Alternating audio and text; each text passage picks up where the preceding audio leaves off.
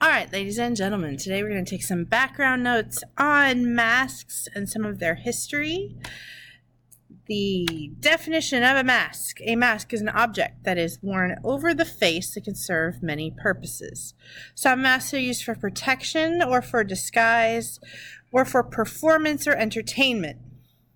Masks have been used in ritual since ancient times, but more modern uses tend to revolve around concealing and revealing identity.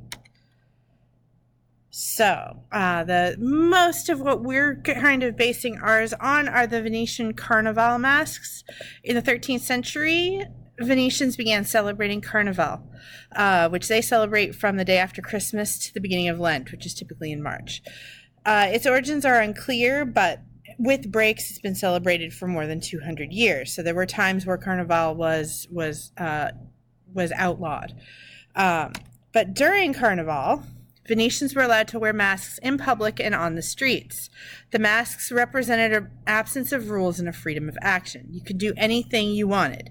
So it was kind of a free-for-all, which is why at certain points in history it did become illegal because people used it in bad ways. However, it kind of started because Venice was a democracy. And the mask served the purpose of keeping every citizen on an equal playing field. So if you were a servant, you could be mistaken for a nobleman, depending on your mask.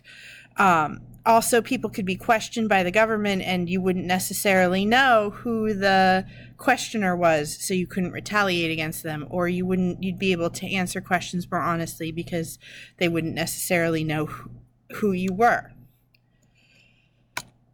From there, on the Mexican holiday known as the Day of the Dead, El Dia de los Muertos, I think. I probably just killed that. It's believed that the border between the spirit world and the real world dissolve, and they can visit and celebrate with their deceased relatives. This holiday is a combination of Aztec, Spanish, and Catholic symbolism, which can be seen in the popular image of the sugar skull. So skulls known as calaveras or calicas in Mexico are used not only as the basis for painting faces, but also the sugar skulls. Sugar skulls were these kind of candies that were cheerful, and you would put on the graves of your family members to kind of celebrate that they were their death. And for the Aztec, the symbol of the skull was both the beginning and an end, so it was like a rebirth. They wear traditional skull masks, and they've also gotten into the tradition of painting faces to look like skulls. So they allow the wearer to get in touch with their more chaotic side and overcome their fear of death. So it kind of conceals their identity and reveals maybe what is coming in their future, or they can be a little bit more, just like the Venetians, they can be a little bit more free because part of them is concealed. Chinese face changing has existed since the Qing Dynasty, which is about 300 years. These are really cool theater performances, and they've gotten better through the years. The trick, when it first started, they were relatively simple costume changes. Now the trick of changing the masks is considered a state secret in China.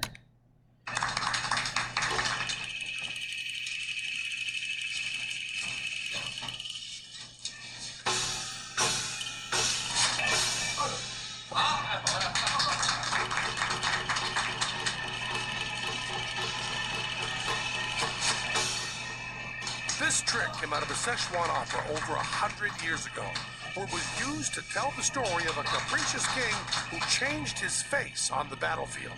It started out with 2 masks, but Mr. Wanzhou had ambitions. He's up to 10. His whole life is one trick, and it's perfect. And don't waste your time trying to bust this guy by taping the show and slowing it down. We tried, but he's just too darn good.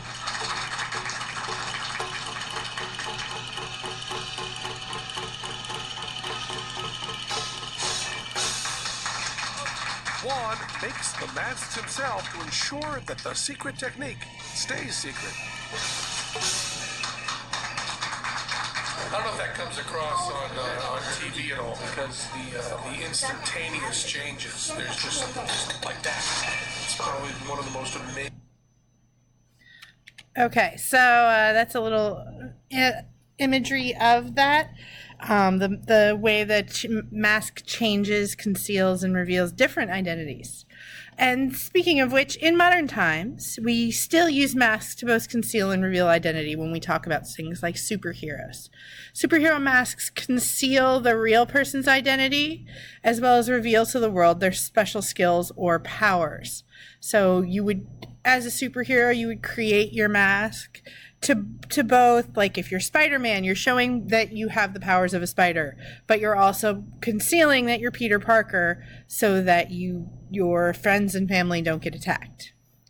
So this is some basic history and some ideas of where the mask comes from.